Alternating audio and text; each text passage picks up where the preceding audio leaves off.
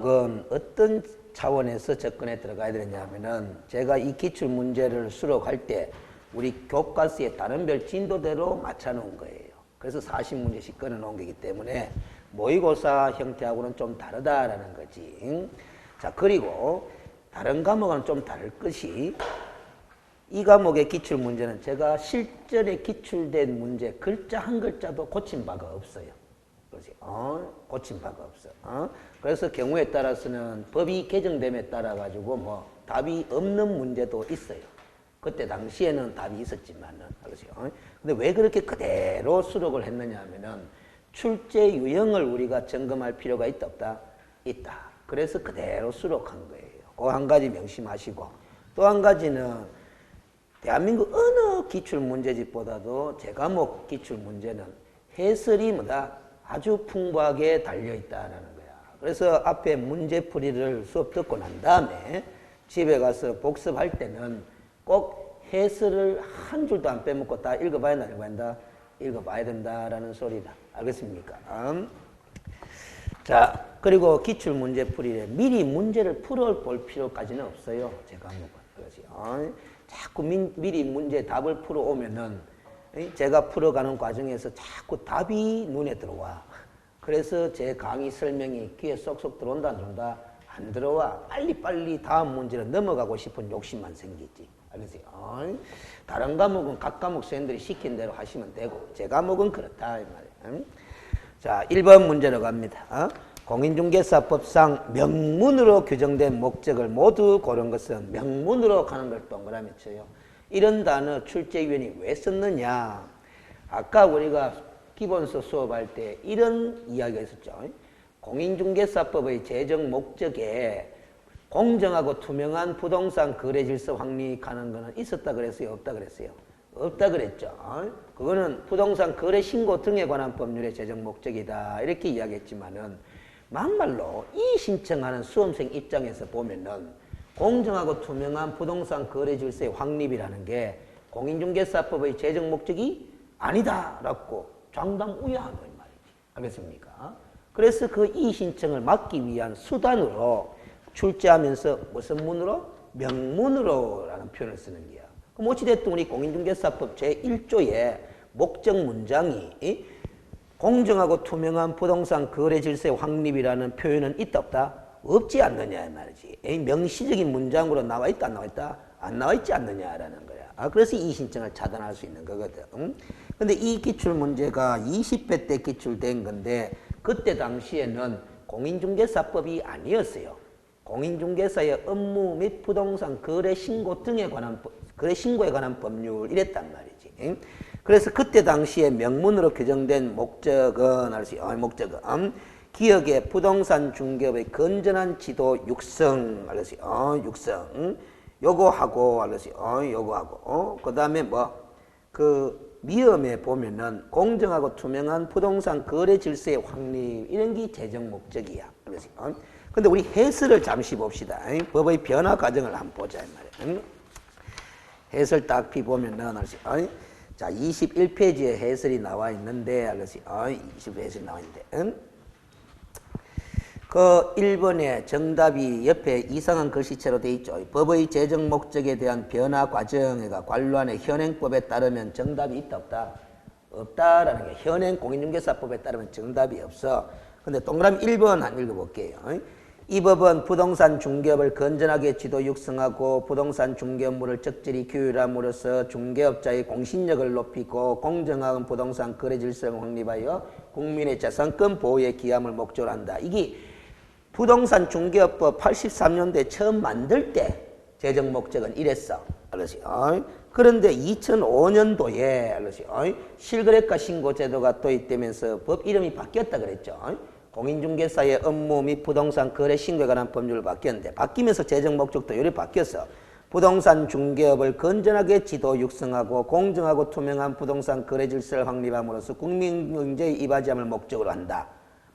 이게 바로 이 목적이 이 문제의 출제 기준이 된 법의 제정 목적이야. 그래서 이때 출제될 당시의 답은 기업과 미음이 제정 목적이었어요. 근데 지금은 공인중개사법과 부동산 거래 신고에 관한 법률로 분리되어 있잖아. 분리됐는데 현재 공인중개사법의 제정 목적은 3번 읽어봐. 이 법은 공인중개사의 업무 등에 관한 사항을 정하여 그 전문성을 제고하고 부동산 중개업을 건전하게 육성하여 국민 경제에 이바지함을 목적으로 한다. 이렇게 돼 있다. 그러면 현재 시행되는 공인중개사법의 제정 목적은 잡아요. 공인중개사법의 제정 목적은 정리를 하자면 이리 되는 거야. 첫째 것이 공인중개사의 업무에 관한 사항을 정함. 이게 제정 목적이다. 첫째. 둘째 것이 중개업의 뭐다 전문성을 제고하기 위한 목적이다라는 게. 그 다음에 셋째 것이 부동산 중개업을 뭐다 건전하게 육성하고자 하는 목적이다라는 소리야. 그 다음에 넷째 무슨 목적? 국민 경제에 이바지 되는 거다 말이지. 그러면 이때 출제된 문제처럼 원래도 똑같이 공인중개사법의 제정 목적에 해당하는 것을 모두 골라라 이렇게 물으면은 이 네 가지가 나오면 다 골라야 되는 거예요. 알겠습니까? 무슨 소리인지 알지? 그러면 제가 볼 때는 원래 출제가 만약에 또 된다면은 이게 네 가지나 되잖아. 그러면 공인중개사법의 제정 목적이 아닌 것은 이렇게 묻겠죠. 근데 이렇게 물어가 이게 1번, 2번, 3번, 4번, 5번을 답으로 만들면은 뭘 집어넣느냐? 예를 들어서 공정하고 투명한 부동산 거래 질서 확립하는 걸 적어놔. 답이 몇 번이다? 5번이 되는 거야. 근데 이렇게 답을 만들면 이 신청이 들어올 가능성이 높다? 높아요. 이것도 제정 목적이라고 봐야 되지 않느냐 하면서 내용상. 그래서 이 신청을 막기 위해서 이 앞에다가 명문으로 규정하고 있는 공인중개사법상 명문으로 규정하고 있는 제정 목적이 아닌 것은 이렇게 물으면 답이 몇 번? 5번. 이건 이 신청 해봤자 받아준다 안 받아준다? 안 받아준다라는 소리가 됩니다. 알겠어요? 제가 기출문제를 토대로 예상문제를 하나 만들었다라는 소리입니다. 알겠습니까? 그럼 여러분들이 혼자서 이 1번 문제를 풀었을 때는 답 없음 해야 되나 몇 번을 체크해야 되나? 답 없음 해야 돼요. 그래야 여러분들이 제대로 아는 거다 이 말이에요. 알겠습니까? 근데 원래 또 낸다면은 이렇게 낼 가능성이 있어 빈다는 거야. 이렇게. 알겠어요? 그러니까 답 몇 번? 5번 열이 된다 이 말이야. 알겠어요? 근데 과거 또 제정 목적 관련된 출제 유형을 또 하나 들어드리면 이 문장 있잖아. 자, 공인중개사법의 제정 목적은 공인중개사의 업무에 관한 사항을 정하여 중개업의 전문성을 제고하고 부동산 중개업을 건전하게 육성하여 국민 경제에 이바지함을 목적으로 한다. 이렇게 돼 있잖아. 그 문장을 네모 박스 안에 딱 집어넣고 관로를 펑펑 비워놓는 거야. 이렇게. 알겠어요? 무슨 소리지? 그래서 관로 안에 들어갈 용어를 순서대로 바르게 연결한 것은 이렇게 물을 수도 있다 없다? 있다라는 소리야. 벌써 몇 문제 풀어봤다? 2문제 풀어봤다라는 소리입니다. 알겠습니까? 그리고 항상 여러분들이 기출문제집을 풀어보든 나중에 7, 8월 달에 예상문제집을 풀어보든 문제를 풀어볼 때는 내가 풀어보는 그 문제가 그대로 실전에 나온다 안 나온다? 그대로 실전에 나오는 문제는 한두 문제 있을 똥 말똥이다. 알겠습니까? 그 생각으로 공부를 하셔야 돼. 알겠습니까? 자, 그래서 다시 앞으로 가서 2번 문제로 갑니다. 공인중개사 법령상 용어에 관한 설명으로 틀린 것은 한데 아주 자주 나오는 문제입니다. 1. 거래 당사 사이에 중개대상물에 관한 무슨 계약? 교환 계약이 성립하도록 알선한 행위도 무슨 행위에 속한다? 중개에 속한다. 매매, 교환, 임대차 그 밖의 권리의 득실 빙의한 행위를 알선하는 것을 중개를 한다. 이렇게 되어 있으니까 교환 계약도 중개의 대상이다. 대상이다. 소리죠. 2번에 개업공인중개사란 이 법에 의하여 중개사무소 개설 등록을 한 자를 말한다. 오죠. 그래서 등록만 하면 뭐라고 부른다? 개업공인중개사라고 부른다라는 겁니다. 그런데 또 다른 기출문제에서는 이렇게 냈을 때가 제일 이제 많이 틀리더라고. 그래서 이거는 쉬웠어요. 오라고 맞추는데 개업공인중개사란 알겠어요? 이 법에 의하여 중개사무소 개설 등록을 한 공인중개사를 말한다. 이렇게 적어 놓은 거야. 아이?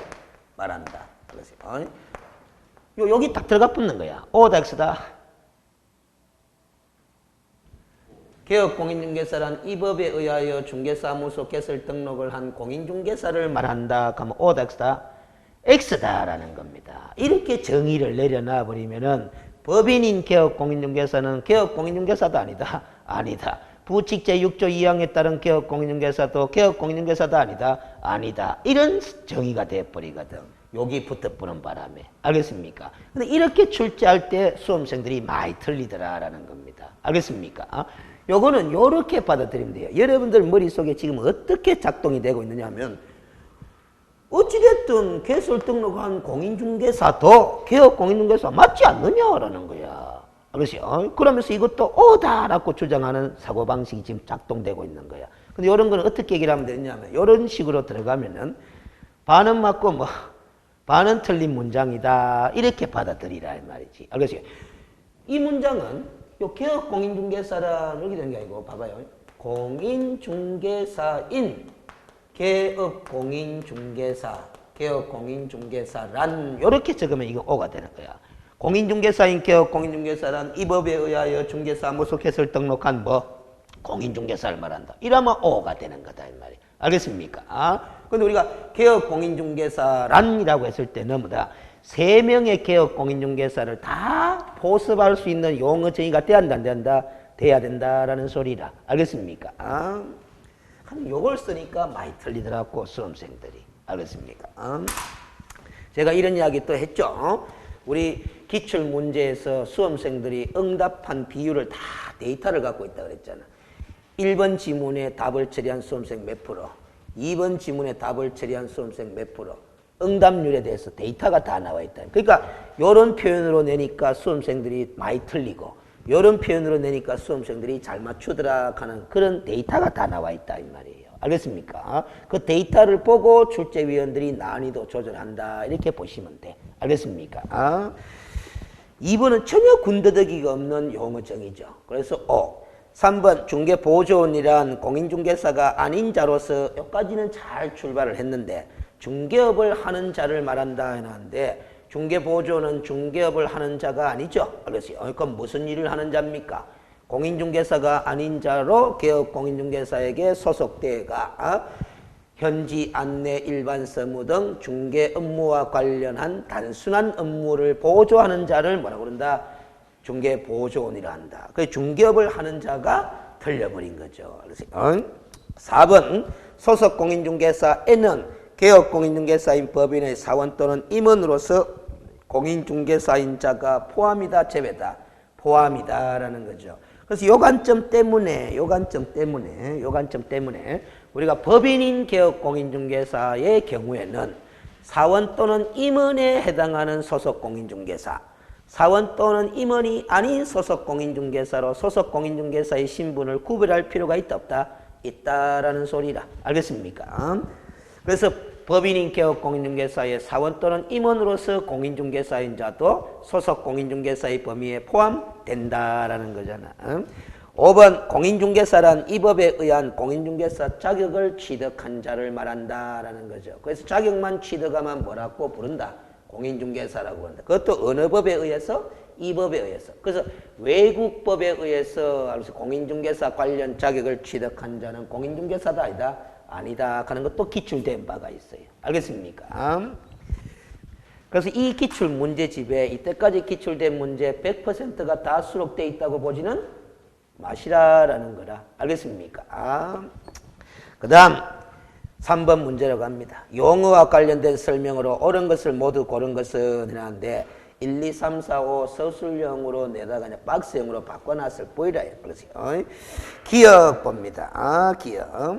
기억은 O다 X다. 저는 안 읽어봤는데 뭐다 밑에 1, 2, 3, 4, 5를 보니까 4번 빼놓고 다 기억이 들어가 있네. 그래서 기억은 O일 가능성이 높다, 높다. 높다. 이것도 실전에서 문제 푸는 하나의 요령이 될 수도 있습니다. 알겠습니까? 일단 기억 봅니다. 개업공인중개사란 공인중개사법에 의해 사무소 개설 등록을 한 자. 맞죠? 오다임. 니은 소속공인중개사에는 개업공인중개사인 법인의 사원 또는 임원으로서 중개 업무를 수행하는 공인중개사인 자가 뭐 포함된다. 방금 2번에서도 달아봤죠? 오다임. 디귿 공인중개사로서 개업공인중개사에 고용되어 그의 중개 업무를 뭐 하는 자도 보조하는 자도 소속공인중개사이다. 요게 함정이야. 디귿이. 오다엑스다. 오죠? 그런데 이 점을 아시라라는 소리죠. 소속공인중개사는 중개 업무를 수행하는 자도 소속공인중개사 맞지만은 그 소속공인중개사는 무슨 업무도 한다. 보조 업무도 한다라는 소리입니다. 그래서 공인중개사로서 개업공인중개사에 소속 내지 고용이 되어가 중개 업무를 수행하는 자도 소속공인중개사지만 중개 업무를 뭐 보조하는 자도 소속공인중개사다. 리얼 우연한 기회에 단 1회 임대차 계약의 중개를 하고 보수를 받은 사실만으로는 중개를 업으로 한 것이라고 볼 수 없다라는 것이 판례의 입장입니다. 그래서 우연한 기회에 하는 표현 자체가 바로 앞으로 계속 반복할 의도가 있는 거다 없는 거다? 없는 거다. 따라서 업의 요건을 갖춘 거다 안 갖춘 거다? 안 갖춘 거기 때문에 중개를 업으로 한 것이라고 볼 수는 없다라는 것이 판례의 입장이죠. 자, 그런데 이 문제의 네모박스 안에 기역, 니은, 티끌, 리얼 중에서 리얼만 판례를 소개하고 있어요.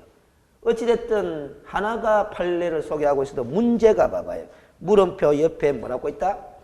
다툼이 있으면 뭐에 따름?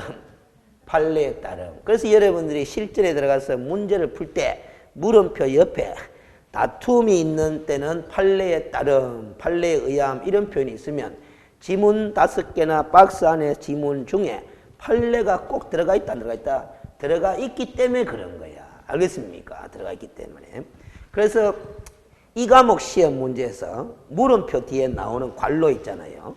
2가지 사례가 있습니다.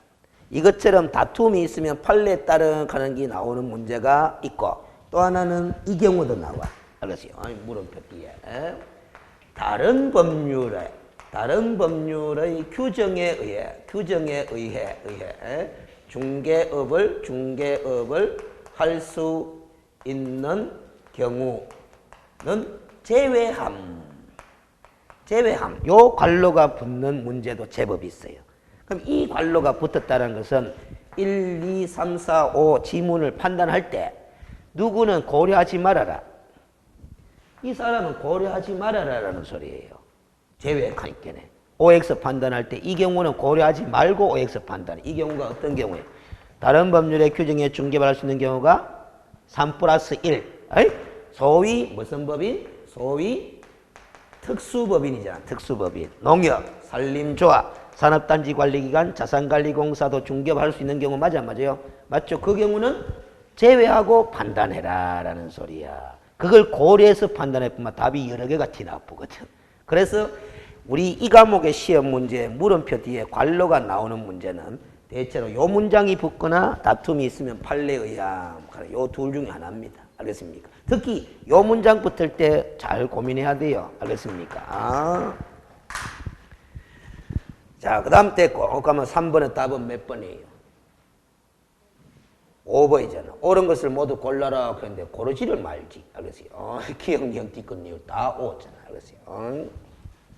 그래서 이런 거는 왜 이렇게 다 오로 만들었냐 하면은 우리 수험생들이 아까 여러분들이 이야기했다시피 지문을 읽고 자신감이 있다 없다? 자신감이 별로 없는 상태거든. 그런데 읽다가 보니 기억부터 리얼까지 다 오로 보여. 보이는데 다 오는데 그러면 골라라 소리를 안 할 낀데 이게 또 다 오로 보이거든. 그래서 혹시나 답이 3번 아니면 4번인가 또 고민하게 되는 거야. 알겠습니까? 그 여러분들이 자신감이 없는 상태에서 시험장에 들어가기 때문에 이런 식으로 답을 만들기도 한다 이 소리야. 알겠어요? 그래도 이거는 약과입니다. 알겠어요? 여러분들이 자신감이 없는 상황에서 시험 친다는 점을 이용해가지고 요즘엔 이렇게 기역, 니은, 티끌 이렇게 조합 형식으로 답을 안 만들고 옳은 것은 모두 몇 개인가 이렇게 물어버리. 알겠어요? 그러면 네모박스 안에 4개 중에 어느 한 개라도 정확하게 모르면 개수가 풀려버리잖아. 알겠습니까? 그러면 네모박스 안에 4개니까 1개, 2개, 3개, 4개 하면 오지선다형 되나 안 되나? 안 되죠? 되게 만들 수 있어요. 뭐 없음 하면서 집어넣으면 되거든. 알겠어요? 1번은 1개, 2번은 2개, 3번은 3개, 4번은 뭐 4개, 5번은 없음 하면 되는 거야. 무슨 소리인지 알겠죠? 그럼 답이 4개가 답이 되는 거다 이 말이에요. 알겠어요? 우리가 기출 문제를 푸는 목적 중에 하나가 출제 유형에 뭐다 적응하기 위한 거거든. 지금 똑같은 문제도 봐봐요. 개수로 묻는 문제도 낼 수 있다 없다? 있는 거야. 알겠어요? 4번 똑같이 용어 정의와 관련된 설명을 옳은 것은 1. 법정지상권을 양도하는 행위. 양도하는 행위가 중개가 되는 게 아니고 양도하는 행위를 뭐 하는 거? 알선한 행위도 우리 공인중개사법상의 중개에 해당한다라는 소리죠. 알겠어요?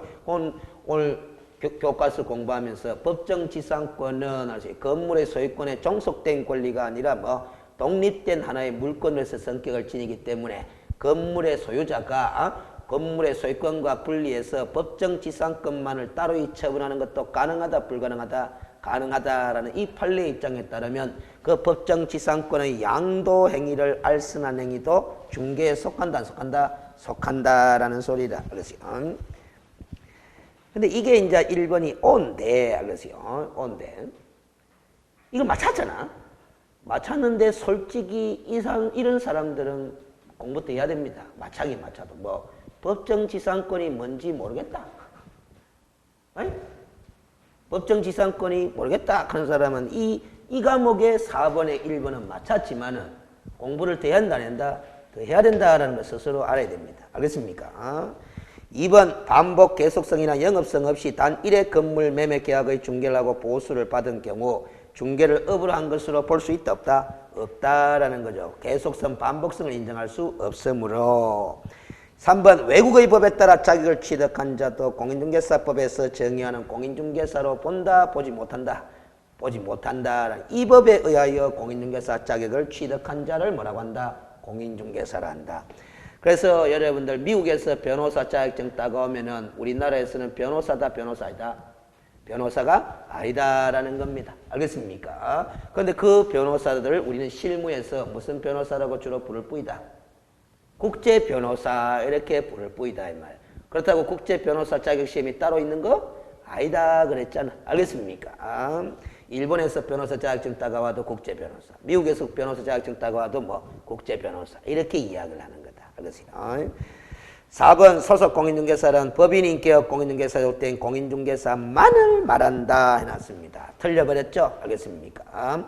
그러면 개인인격업 공인중개사, 개인인격업 공인중개사, 개인인격업 공인중개사 가면은 누구와 누구를 말해요? 어이? 공인중개사, 인격업 공인중개사, 그리고 뭐 부칙 제6조 2항에 따른 개업 공인중개사 둘 다 개인인 개업 공인중개사.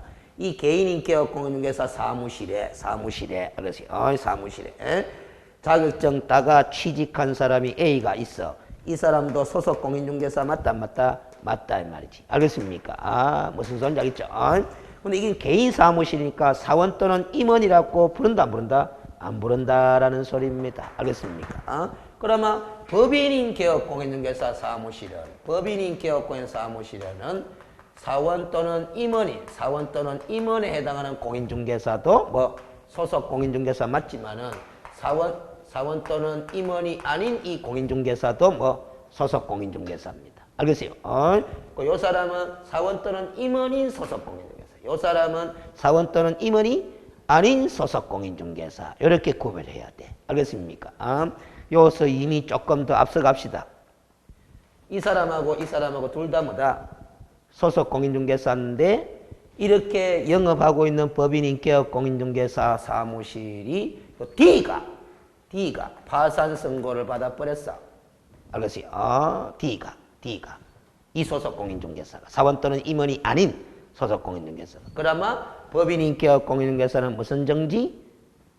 업무 정지 사유가 된다 이 말이야. 지나치니까 몇 월 이내에 해소하면 된다. 2월 이내에 해소하면 된다. 알겠습니까? 근데 요 사람 중에 한 사람이 파산 선고를 받아버렸어. 알겠지? 그러면 뭐 법인인격업 공인중개사는 절대적 등록 취소가 돼. 그것도 지나치니까 몇 월 이내에 해소하면 된다. 2원 이내 해소하면 된다. 알겠어요? 그러니까 사원 또는 임원인 자가 결격사유에 해당되느냐, 사원 또는 임원이 아닌 자가 결격사유에 해당되느냐에 따라서 법인에게 미치는 영향이 같다 다르다? 다르다라는 겁니다. 그러면 요 사람이 이 개인이 사무실이잖아. 요 사람이 파산 선고를 받아가 결격사유가 돼버렸어. 그러면 이 개인인 개업 공인중개사는 무슨 정지? 업무 정지. 2월 이내 해소하면 그러하지 아니하다 이 되는 거예요. 알겠습니까? 같이 공부한 거다. 그러면 됐고 5번에 중개보조원이란 공인중개사가 아닌 자로서 개업 공인중개사에 소속되어 중개대상물에 대한 현장 안내와 중개대상물의 확인 설명 의무를 부담하는 자를 말한다. 이렇게 적어놨죠? 우리가 확인 설명 의무 공부할 때 확인 설명 의무의 주체는 누구다? 개업 공인중개사잖아. 그럼 중개보조는 확인 설명 의무를 부담하는 자가 아니다. 그게 틀려버린 거예요. 알겠어요? 확인 설명 업무는 중개 업무잖아. 중개보조는 중개 업무 수행한다 뭐 한다? 뭐 한다라는 겁니다. 그래서 5번이 틀려버린 거. 알겠어요? 그러면 답은 1번이 된단 말이에요. 알겠어요? 이 전부 다 기출 문제 지문이다. 제가 글자 한 글자도 손 안 댔다 그랬어. 알겠어요? 그 제 문장이 아니고 누구의 문장이다? 출제위원회 문장이라. 그래서 이 기출 문제를 풀다가 혹시 간혹 가다가 지문 중에 일부가 좀 말장난이 심하네, 야비하네, 알겠어요? 유치하네. 이렇게도 저를 유치하다고 생각하면 안 돼. 알겠습니까? 좀 손도 안 댔다 이 말이에요. 알겠어요? 5번 공인중개사 법령상 중개업에 관한 설명으로 옳은 것은 이란데 1. 반복 계속성이나 영업성 없이 우연한 기회 타인 간의 임야 매매 중개행위를 하고 보수를 받은 경우 중개업에 해당한다, 해당하지 않는다? 해당하지 않는다. 왜? 우연한 기회에 했기 때문에. 알겠습니까? 계속성, 반복성을 인정할 수 없으므로. 그런데 이게 아까도 나왔죠? 나왔는데 또 나오면서 무슨 표현이 들어가 있어? 임야, 매매, 중개행위를 하고 보수를 받은 경우 이런 표현이 새롭게 들어갔을 뿐이다. 이런 표현이 들어가든 왜든 간에 우연한 기회에 타인 간의 거래행위를 중개하고 보수를 받았으니까 계속성, 반복성을 인정한다, 뭐한다? 뭐한다. 따라서 업이라고 볼 수 있다, 없다? 없다. 그러지. 그러니까 임야, 매매, 중개행위를 하고 이 표현이 여러분들이 딴 생각하게 만들도록 유도하는 표현을 집어넣은 거예요. 알겠습니까? 그 다음 2번에 중개사무소 개설 등록을 하지 않은 자가 무등록자가 일정한 보수를 받고 중개를 업으로 했대요. 이것도 중개업이다, 중개업 아니다? 중개업이다 라는 거니. 이거 사람들이 많이 틀렸거든. 중개업에 해당하지 않는다까지 틀려버렸는데 알겠어요? 자, 봐봐요. 무등록 중개업도 중개업이다, 중개업 아니다? 중개업이다 라는 거야. 이 지문은 중개업에 해당되느냐 안 되느냐를 묻고 있는 것이지 합법이냐 불법이냐를 묻고 있는 거 아니지 않느냐 이 말이지. 알겠죠? 중개업입니다. 알겠죠? 그 다음 3번에 일정한 보수를 받고 부동산 중개행위를 컨설팅 행위에 부수하여 업으로 하는 경우 그것도 부수적으로 중개업을 해도 중개업이다, 중개업 아니다? 중개업이다. 주된 영업으로 중개업을 해도 중개업이지만 부수적인 영업으로 중개업을 해도 중개업이다 라는 소리죠. 알겠어요? 그래서 틀려버렸고 그 다음 4번에 보수를 받고 오로지 뭐만의 중개를 업을 했다? 토지만의 중개를 업을 하는 경우는 중개업이다 아니다? 중개업이다 라는 게 오로지 토지만의 중개를 업을 했다. 요게 이제 함정 포인트인데 중개 대상물이 특정됐다 안 됐다? 특정됐죠. 토지만 했다는 거죠. 근데 우리가 특정돼서 안 되는 것은 업이 되기 위해서 중개업이 되기 위해서 특정돼서는 안 되는 것은 고객이 특정되면 안 되는 거예요. 알겠어요? 근데 중개대상물은 특정돼도 업이 된다, 안 된다? 된다. 이 생각하면 된다. 농지 매매 전문 중개업. 농지 매매 전문 중개업 하면은 중개업이다, 중개업 아니다? 중개업인데 중개대상물이 무슨 물건으로 특정됐을 뿐이다. 농지로 특정됐을 뿐이다. 그러면 이 사례는 토지 전문 중개업이 되는 거예요. 알겠습니까? 토지 전문 중개업. 그것도 중개업이다, 중개업 아니다? 중개업이다. 그래서 4번이 이렇게 된다. 5번에 타인의 의뢰에 일정한 보수를 받고 부동산에 대한 저당권 설정 행위에 알선을 업으로 하는 경우 그 알선이 금전 소비대차의 알선에 부수적으로 이루어졌다 해도 중개업이다, 중개업 아니다? 중개업이다 라는 거죠. 이 5번 판례와 3번 판례는 취지가 같은 거다, 다른 거다? 같은 거다라는 거죠. 부수적으로 중개업을 해도 중개업이다라는 거지. 알겠어요? 여기서 한 가지 이런 의문을 던져봅니다. 중개업에 해당되느냐 안 되느냐 왜 중요하다? 이 사람이 행한 행위가 중개업에 해당되느냐 안 되느냐 가려봐라라는 거잖아. 왜 중요하냐 하면은 중개업에 해당되는 경우라면은 사전에 뭐 해야 된다? 등록을 해야 되는 거고 중개업에 해당되지 않는 경우라면 등록하지 않고 하더라도 무등록 중개업으로 처벌한다 뭐 한다? 뭐 한다라는 거잖아. 알겠어요? 등록에 영향을 미치는 거기 때문에 중요한 거야. 6번 중개 대상에 관한 설명이 틀린 것은 1. 중개 대상물인 건축물에는 기존의 건축물뿐만 아니라 장래 건축될 특정의 건물도 포함된다라는 것이 판례의 입장이죠. 이 관점에서 나온 판례가 동호수가 특정된 아파트 분양권도 장래 건축 예정인 건축물로서 중개 대상물이다라는 판례잖아. 그렇죠? 응? 2번 공용 폐지가 되지 아니한 행정재산인 토지는 국유라요, 국유 아니라요? 국유죠? 그렇지. 근데 공용 폐지가 되지 아니한 행정재산이기 때문에 거래를 한다 뭐 한다? 뭐 한다. 따라서 거래를 뭐 하니까 중개할 수도 있다 없다? 없다라는 소리입니다. 5죠. 그 다음 3번에 임목에 관한 법률에 따라 등기된 임목은 중개 대상물에 해당한다. 이거는 법정을 외웠으면 그대로 되는 거 아닙니까? 그렇죠. 임목은 중개 대상물의 범위에 속하고 그 임목이라는 것은 등기를 전제로 임목이라고 그러잖아. 그 임목에 관한 법률에 따라서 소유권 보존 등기를 한 수목의 집단을 임목이라고 한다. 4번에 주택이 철거될 경우에 일정한 요건하에 택지개발지구 내에 이주자 택지를 공급받을 수 있는 지위를 가리키는 대토권이라는 권리는 어느 특정한 토지에 대한 권리라고 볼 수 있다 없다? 없기 때문에 거래를 한다 뭐 한다? 뭐 한다. 따라서 중개 대상물인 토지로 볼 수 있다 없다? 없다라는 소리입니다. 5번에 중개 정의에서 말하는 이런 표현이 나왔다는 것은 요걸 읽어봐야 돼.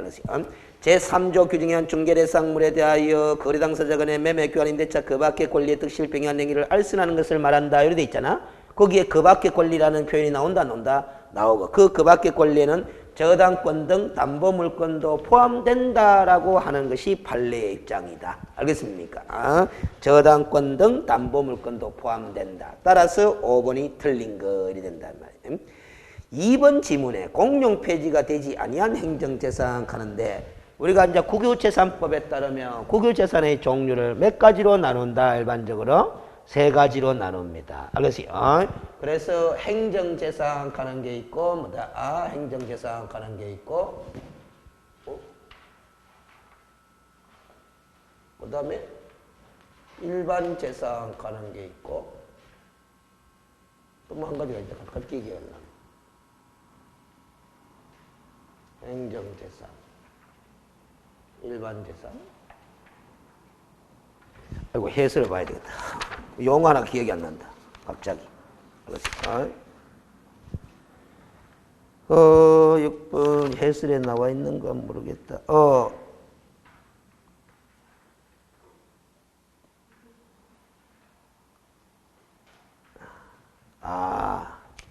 그랬네. 지금 해설에도 안 나오는데 이게 원래는 보존재산이에요. 알았어. 그래서 국유재산은 크게 몇 가지로 나눈다?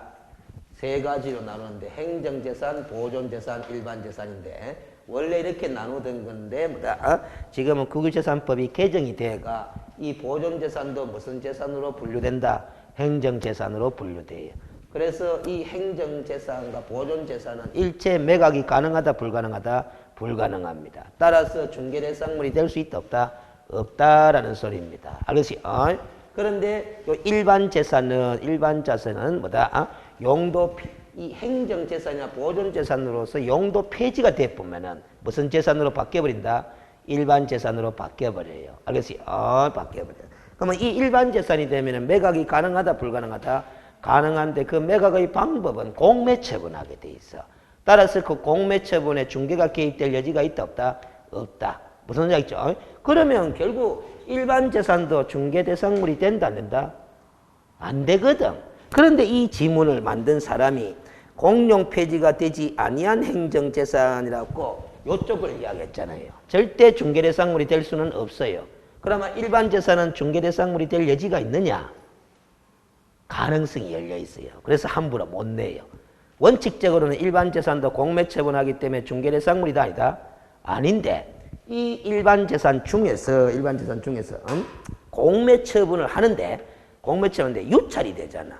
그래서 유찰이 되면은 관할 구역 내에 개업 공인중개사에게 매각 의뢰할 수 있도록 돼 있어. 그럼 매각 의뢰 받은 뭐 일반 재산이라면 개업 공인중개사는 중개해도 된다라는 겁니다. 그런 예외적인 케이스가 있기 때문에 출제위원이 요걸 문제 내지 않고 이걸 문제로 낸 거야. 알겠습니까? 그렇게 이해하십니다. 그 다음 7번 문제로 갑니다. 중개대상물이 될 수 있는 것은 모두 몇 개인가 해놨어. 첫 번째 점은 방금 문제에서 나왔던 거죠. 대토권은 특정한 토지에 관한 권리가 아니기 때문에 중개대상물이 될 수 없고, 그 다음 두 번째 점, 분양계약이 체결되어 동호수가 특정된 장차 건축될 아파트, 이게 동호수가 지정된 아파트 분양권도 장래 건축 예정인 건축물이라고 그랬죠. 그 다음 아파트 추천기일에 신청하여 당첨되면 아파트의 분양 예정자로 선정될 수 있는 지위를 가리킨 데 불과한 입주권은 거래를 한다 뭐 한다. 따라서 중개대상물인 장래 건축 예정인 건물이다 아니다? 아니다. 중개대상물이 안 됩니다.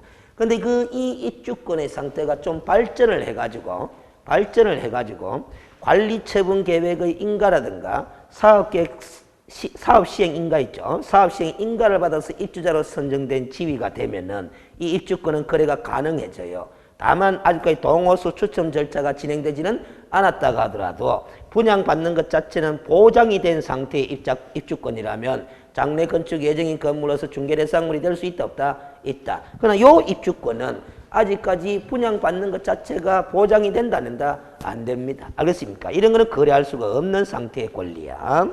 그 다음 임모에 관한 법률에 따른 임모, 공장 및 광업재단, 재단권에 따른 광업재단, 이 두 개는 그냥 아주 쉽게 끼워 넣어 준 거예요. 법조문에 넣은 그대로죠. 그 중개대상물이 될 수 있는 거는 두 번째 점에 까고 네 번째 점에 까고 다섯 번째 점 세 개네. 알겠어요? 그래 된다. 근데 이렇게 개수로 물어버리면은 한 개라도 잘못 판단해버리면 또 틀려버린다. 그 다음 8번 중개대상물이 될 수 없는 것을 모두 골라라 해놨는데 기업 20톤 이상의 선박하는데 20톤 가는데 집중하면 된다? 안 됩니다. 선박은 어찌됐든 3조에 규정된 중개대상물의 범위에 포함된다 안 된다? 안 되기 때문에 선박은 아예 중개대상물에서 제외되는 거죠. 그 다음에 니언, 콘크리트 집안 위에 쉽게 분리철거가 가능한 볼트 조립 방식으로 철제 파이프 기둥을 세우고 지붕을 덮은 다음 3면에 천막을 설치한 세차장 구조물을 해놨죠. 여러분들은 공부할 때 그냥 세차장 구조물이라는 6글자만 기억했을지 몰라도 실제 출제하신 분은 이렇게 세 줄로 길게 적어 놓은 거는 이런 것들을 우리가 건축물이라고 볼 수도 없고 토지의 정착물이라고 볼 수도 있다 없다? 없다. 따라서 중개대상물의 범위에 포함되지 않는다. 거래처 신용 영업상의 노하우 또는 점포 위치에 따른 영업상의 이점 등 무형의 재산적 가치를 우리는 세 글자로 뭐라고 부른다? 권리금이라고 부른다. 따라서 권리금은 중개대상물의 범위에 속한다 안 속한다? 안 속한다. 주택이 철거될 경우 일정한 요건하에 택지개발지구내 이주와 택지를 공급받을 지위인 대토권. 이 대토권에 관한 사례는 봐봐요. 지금 세 차례나 등장하고 있는데 문장이 거의 똑같나 안 똑같나? 똑같죠? 알겠어요? 거의 주보고 뺏기는 거예요. 알겠습니까?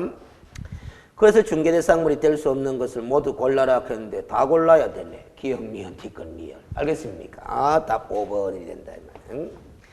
그런데 20톤 이상의 선박 이게 나왔는데 한때는 또 20톤 이하의 선박이 나왔습니다.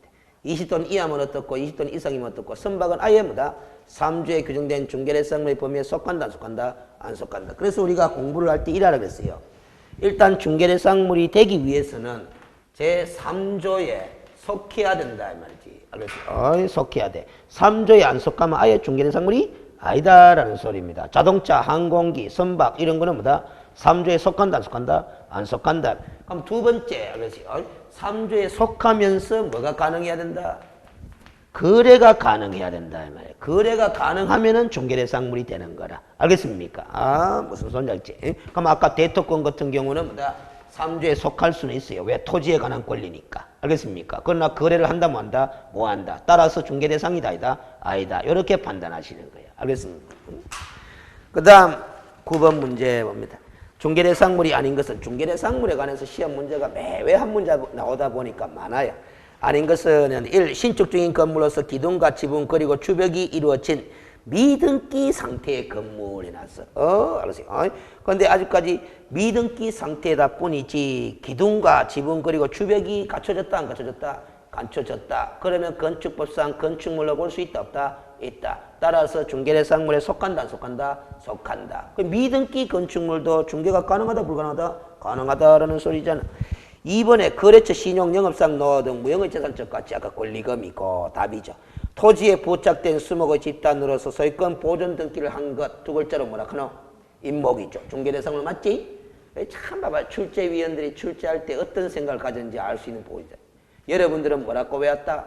임목이라고 외웠는데 임목의 개념을 아나 모르냐를 물어보는 효과를 가짐으로써 토지에 부착된 수목의 집단으로서 소유권 보존 등기를 한 것 이게 바로 두 글자로 뭐다? 임목이 되는 거야.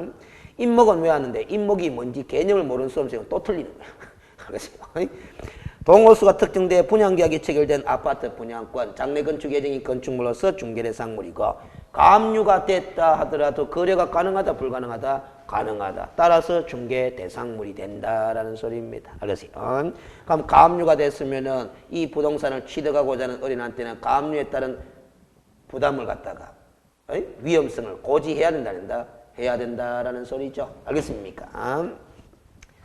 그 다음 10번에 공인중개사 정책심의위원회에 관한 설명으로 틀린 것은 했는데 기출된 바 있어서 소개해놨지만 출제 가능성 떨어지는 주제다라는 소리죠. 위원장은 누가 되도록 돼 있다? 국토교통부 제1차관입니다. 꼭 알아놔야 돼요. 꼭 알아놔야 돼요. 국토교통부 장관이다 가면 안 됩니다. 알겠어요? 어떤 예상 문제집 보면 또 2차관이 된다 이렇게 썼는데 그런 거는 진짜 너무 조잡한 거고. 알겠어요? 심의위원회는 위원장 1명을 포함하여 7명 이상 11명 이내의 위원으로 구성하도록 되어 있습니다. 알았죠? 3번에 심의위원회에서 심의할 사항들이 있죠. 그런데 중개보수 변경에 관한 사항을 심의하는 경우도 있는데 이 심의사항에 들어가거든. 시도지사는 이에 따라야 한다 하면 틀립니다. 시도지사가 따라야 하는 심의사항은 무슨 사항? 공인중개사 자격 취득에 관한 사항을 정책심의위원회에서 심의 의결한 경우가 있다면 시도지사는 이에 따라야 합니다. 그러나 중개보수 변경에 관한 사항이라든가 손해배상 책임 보장에 관한 사항 이런 것들을 정책심의위원회에서 심의한 경우에는 시도지사는 이에 따라야 한다라는 규정을 두고 있다 안 두고 있다? 안 두고 있습니다. 자격 취득에 관한 사항은 왜 시도지사가 따라야 한다는 규정을 두고 있느냐? 공인중개사 자격시험의 원칙적인 실시권자가 누구니까?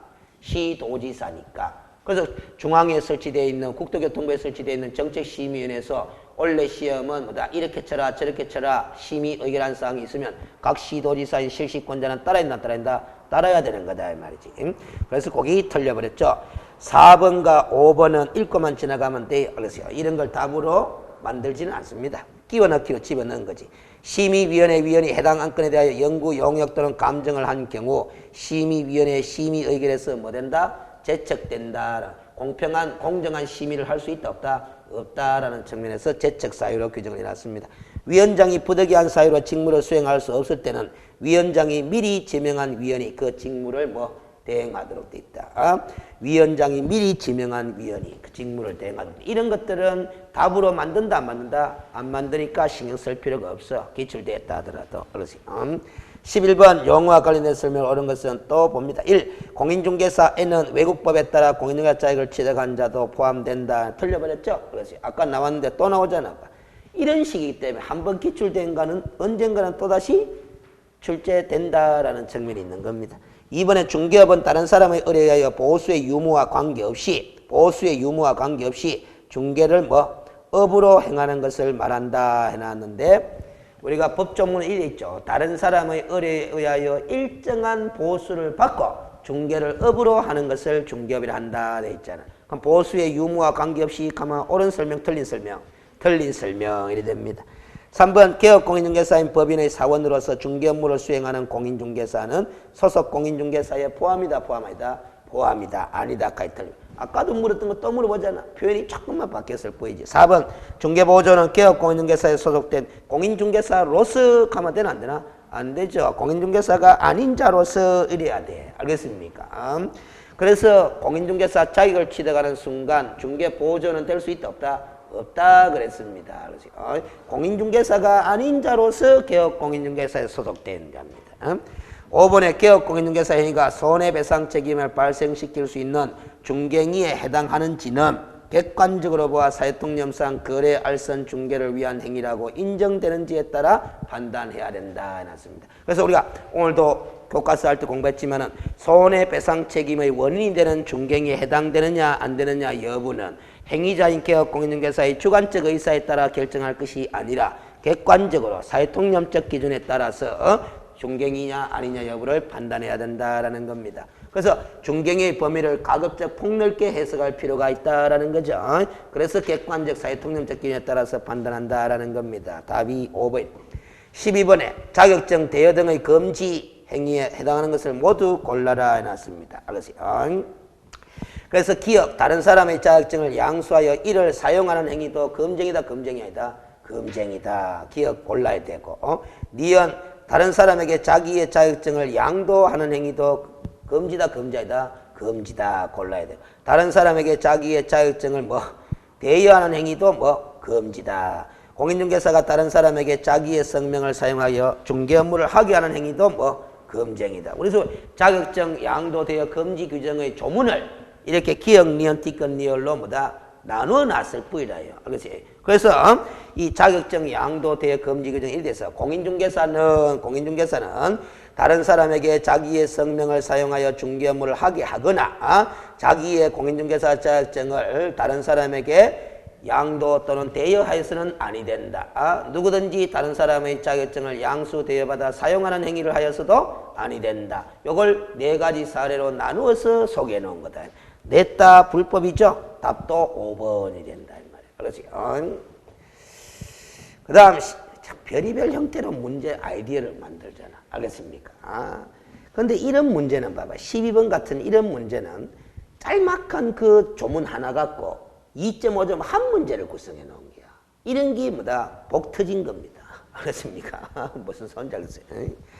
13번 중개대상물에 포함되지 않는 것을 모두 골라라. 기업, 피분양자가 선정된 장차 건축될 특정의 건물. 이게 아까 동호수가 특정된 아파트 분양권 아닙니까? 그 다음에 영업용 건물의 비품은 뭐고? 권리금 아닙니까? 그 다음에 거래처 신용 또는 점포이체 영업상의 이점 등 무형물. 이것도 권리금 아닙니까? 그 다음에 주택이 철거될 경우에 일정한 요건하에 일단 택지를 공급받을 지위를 가리키는 대토권. 다 나왔던 거잖아. 알겠어요? 그러면 지금 중개대상물에 포함되지 않는 것을 모두 골라라 하는데 기억 빼고 니은, 티건, 니을이잖아. 답 4번이네. 그렇죠? 근데 지금 다 기출된 문제들인데 이것도 28회 기출 문제라고 돼 있죠. 과거에 기출된 사례들을 재차 활용하면서 글자만 살짝 바꿔놓은 거라. 알겠어요? 근데 우리가 공부할 때를 떠올려 봐봐요. 중개대상물과 관련해서 판례 어렵게 공부한 거 많다. 많은데 의외로 쉬워. 알겠어요? 불안에 떨 필요가 없다 이 말이에요. 알겠습니까? 근데 왜 이렇게 공부는 어렵게 하고 복잡하게 했지만 문제가 쉽게 나오느냐 하면은 자꾸 이게 이의신청 때문에 그래요. 알겠어요? 무슨 알지? 그래서 너무 큰 걱정 안 해도 됩니다. 14번에 알겠어요? 14번에 공인중개사 정책심의위원회 소관사항이 아닌 것은 심의사항이 아닌 것은 해놨는데 알겠어요? 1번 중개보수 변경에 관한 사항이잖아. 그렇죠? 자, 그 다음에 3번 봐봐요. 3번. 심의위원회에 대한 기피 신청을 받아들일 것인지 여부에 관한 의결. 그 다음에 장관이 직접 자격시험 문제를 출제할 것인지 여부에 관한 의결. 이게 자격시험에 관한 사항이잖아요. 그 다음 5번 당위원대 시험을 시행하지 않을 것인지 여부에 관한 의결. 이것도 자격시험에 관한 사항이잖아요. 그러니까 4번과 5번은 공인중개사 자격시험에 관한 사항이니까 심의의결사항에 속하는 것은 분명하고 일반 중개보수 변경에 관한 사항도 심의의결사항이면 분명하고 알겠어요? 그런데 이제 3번 심의위원회에 대한 기피제도라든가 제척제도라든가 회피제도라는 게 있는데 그 기피 신청을 받아들일 것인지 여부에 대해서는 당연히 정책심의에서 스스로 의결할 수밖에 없는 노릇인데 2번 공인중개사협회 설립인가에 관한 의결은 설립인가는 누가 고유권한으로 갖고 있는 거다? 국토교통부 장관이 고유권한으로 갖고 있는 거다. 그래서 여러분들 우리 협회에 관해서 공부할 때 국토교통부 장관이 설립인가를 행하기 이전에 공인중개사 정책심의위원회의 의결을 거쳐서 인가를 내줘라. 그런 규정이 있다 없다? 없습니다. 그래서 답이 2번이 되는 거다. 알겠습니까? 그래서 이 문제의 함정은 3번 정도예요. 알겠어요? 그 다음에 15번에 자격시험에 관한 설명 옳은 것을 모두 골라라 해놨는데 기억 나오네 봐. 정책심의위원회에서 무슨 사항을 정했다. 시험에 관한 사항을 심의의결회가 정했으면 각 시도의사는 이에 따라야 한다. 아주 중요하다 그랬습니다. 전국적인 균형 유지를 위해서 당연히 따라야 됩니다. 기억이 오죠. 니은 장관이 직접 시험 문제를 출제하려는 경우에는 정책심의위원회에 심의의결을 거쳐야 되는데 사전에 거쳐야 됩니까? 사후에 거쳐야 됩니까? 사전에. 우리 법조문에는 미리 의결을 거쳐 이렇게 돼 있죠. 그 사후 의결 걔가 틀렸다라고 함정판 거예요. 그러니까 시험 시행기관은 장은 시험을 시행하기 어려운 부득이한 사정이 있는 경우에는 정책심의의 의결을 거쳐서 당해 연도의 시험을 시행하지 아니할 수도 있다라는 거죠. 그 후에 14번 문제 5번 지문에도 있었죠. 그렇죠. 시험에 관련된 사항이죠. 그래서 원래 시험을 치지 말자라고 정책심의위원회에서 심의 의결할 수도 있다 없다 있고 그러면 각 시도지사는 따라야 된다 안 따라야 된다 따라야 된다라는 겁니다. 그래서 이제 올해 시험은 이미 정해진 거고 내년 시험은 칠지 안 칠지 두고 봐야 하는 거고 내후년 시험도 두고 봐야 하는 거다라는 소리입니다. 알겠어요? 그 지금 여러분들 뉴스에서 공인중개사 자격시험은 상대평가를 시행하자 하는 뉴스 보도가 나온 거 있잖아? 그렇게 하려면은 정책심의위원회 심의를 거쳐야 한다, 거쳐야 한다? 거쳐서 결정을 해야 됩니다. 알겠습니까? 리얼 국토교통부 장관은 공인중개사 시험의 합격자에게 자격증을 교부해야 한다. 아주 중요합니다. 자격증 교부는 누가 한다? 시도지사가 하는 기다. 그래서 우리가 자격증을 교부한 시도지사와 사무소 소재지를 관할하는 시도지사라는 표현을 구별해서 다뤄야 된다 그랬죠. 그래서 옳은 것은 기억하고 뭐하고 디귿 두 개네요. 알겠어요? 기억하고 디귿 두 개. 그런데 이런 문제, 조합 형식으로 이런 문제를 딱 보다 보면요. 내가 기억부터 리얼까지 쭉 읽어가 OX 판단했는데 O가 한 개밖에 없어.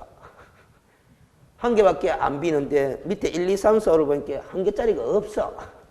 그러니까 다시 보다 보면 또 답을 맞춘다 안 맞춘다? 맞춥니다. 알겠습니까? 절대 시험은 포기하면 안 됩니다. 알겠어요? 그래서 지금 2차 시험이 공법하고 이 과목하고 한꺼번에 100분을 주잖아요. 그렇죠? 공법하고 짝을 지어놨다 이 말이에요. 근데 여러분들이 공법에 자신감이 있다 없다? 없다라는 거예요. 알겠습니까? 그래서 시험 문제는 공법부터 푼다, 이 과목부터 푼다. 이 과목부터 풀어야 돼. 알겠습니까? 이 과목부터 푸는데 몇 분을 넘기지 말아야 된다. 아무리 길게 잡아도 40분을 넘기면 안 돼.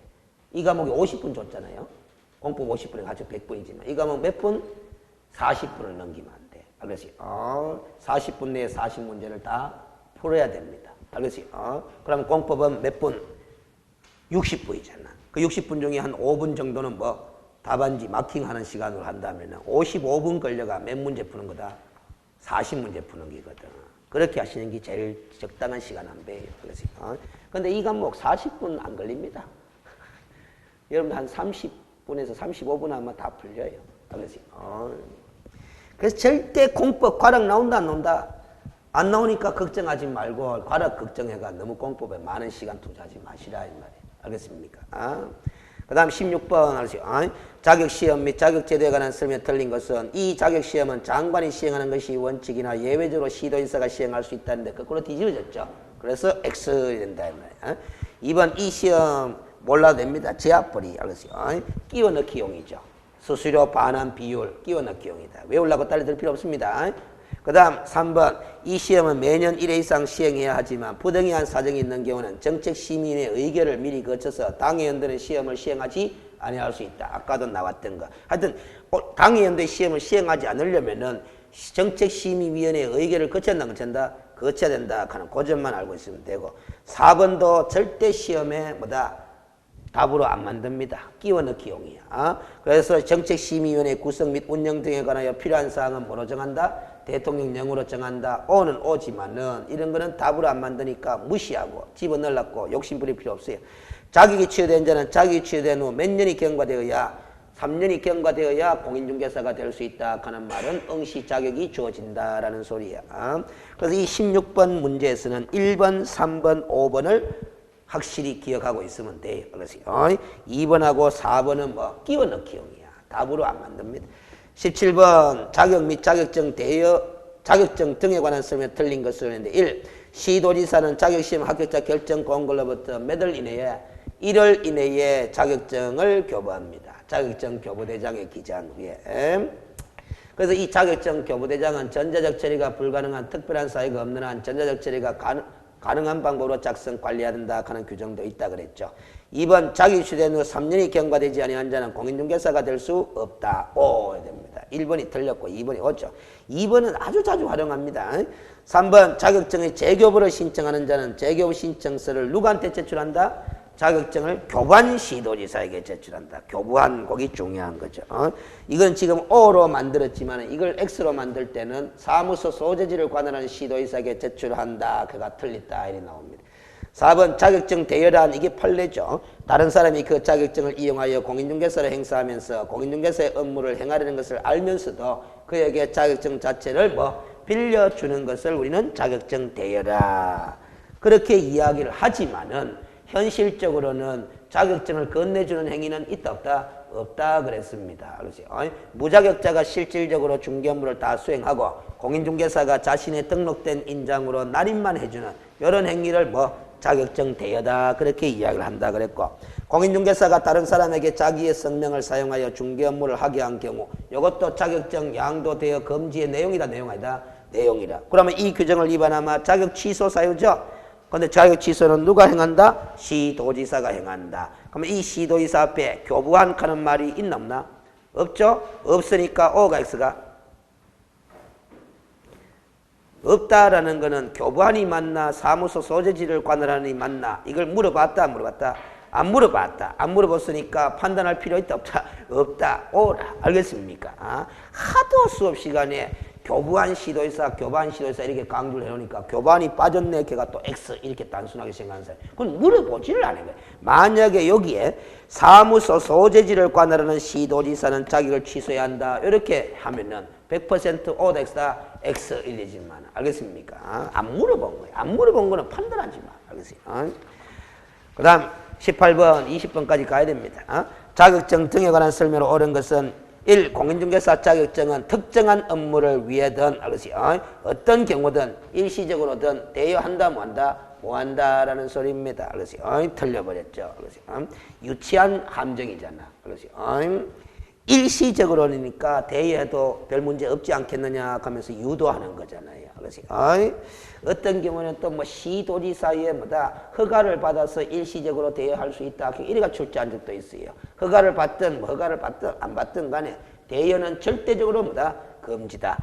2번 무자격자인 을이 공인중개사인 간명의의 중개사무소에서 동업 형식으로 중개 업무를 한 경우 을은 형사처벌의 대상이 된다 안 된다? 된다.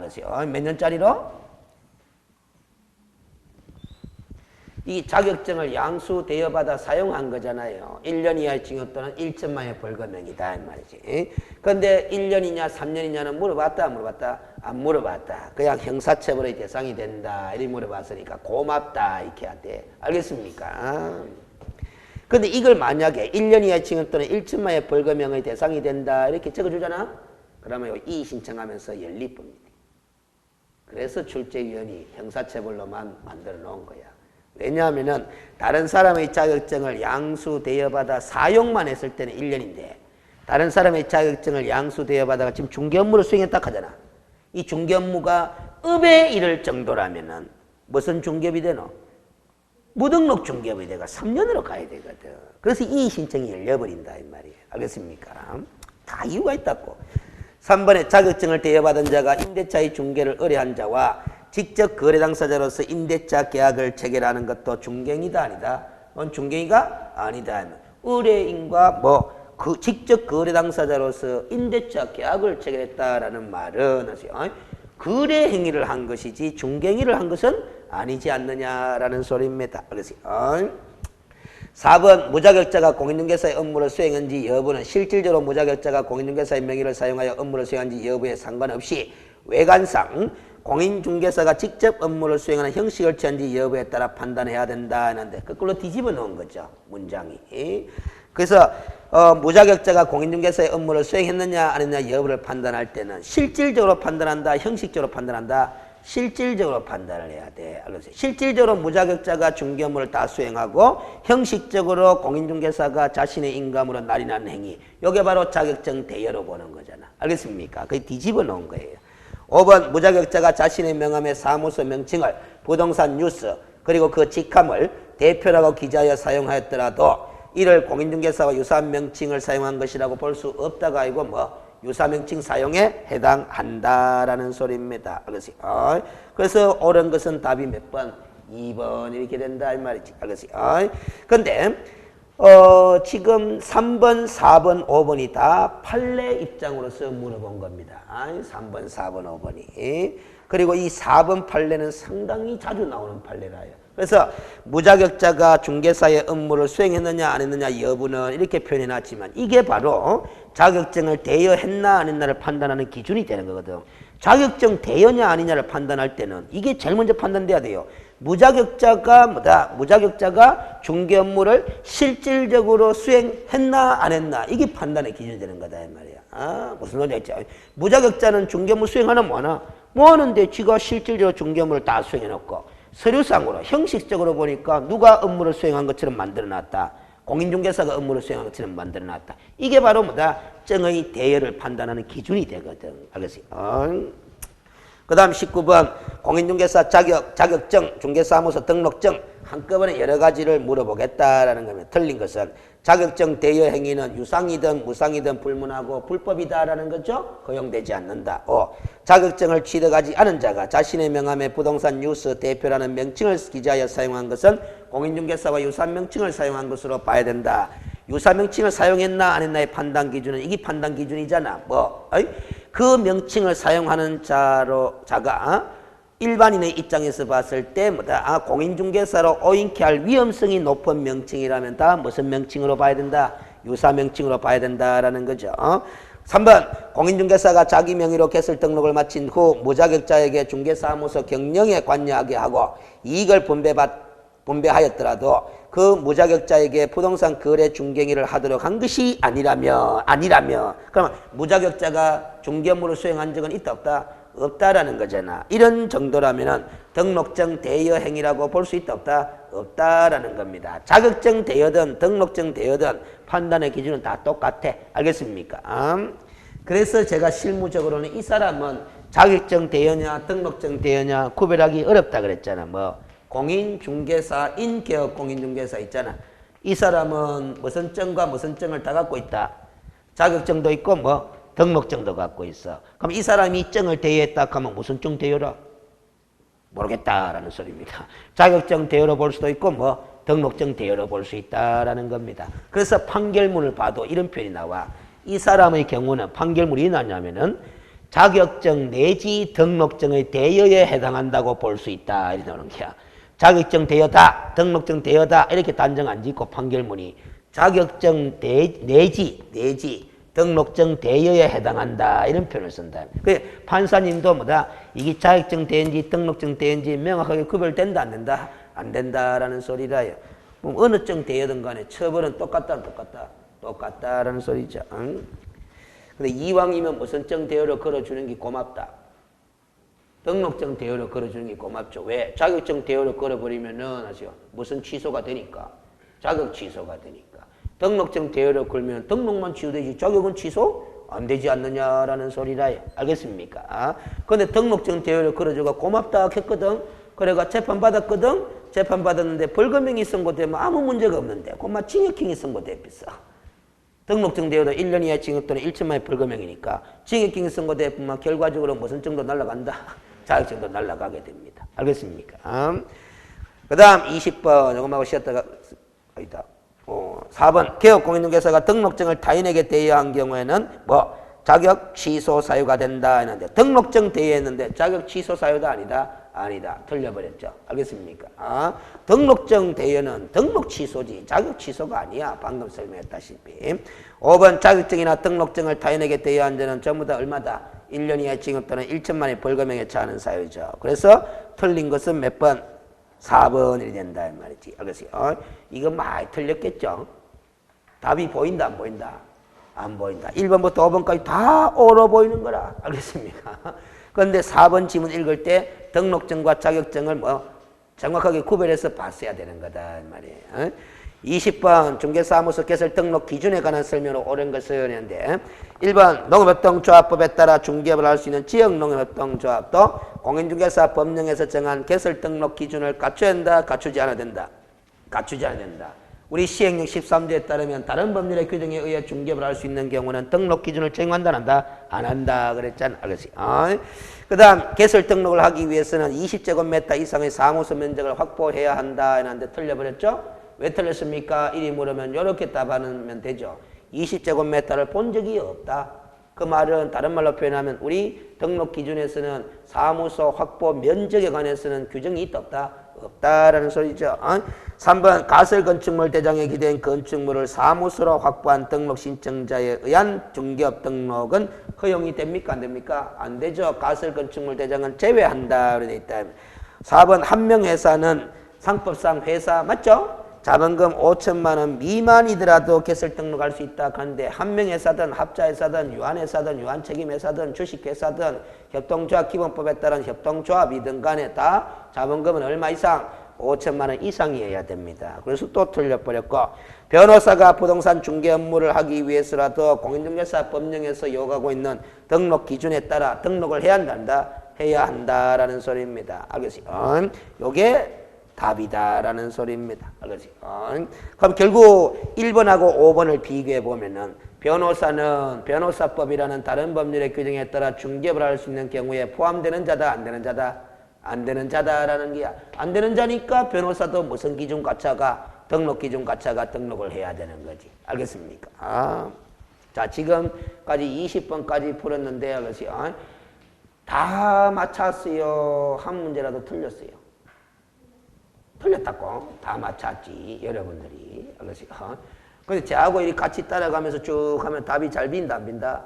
잘 빈다. 그러면 제가 쭉 이야기하는 내용들이 다 머릿속에서 알겠어요? 맞장구 치고 있으면 공부가 돼 있는 거야. 알겠습니까? 근데 제가 지금 이야기하는 내용들이 주변 이야기들 하는 내용들이 좀 생소하면 골치 아픕니다. 무슨 소리인지 알겠지? 자, 좀 쉬었다가 5만 쉬었다가 나머지 20문제 또 합시다.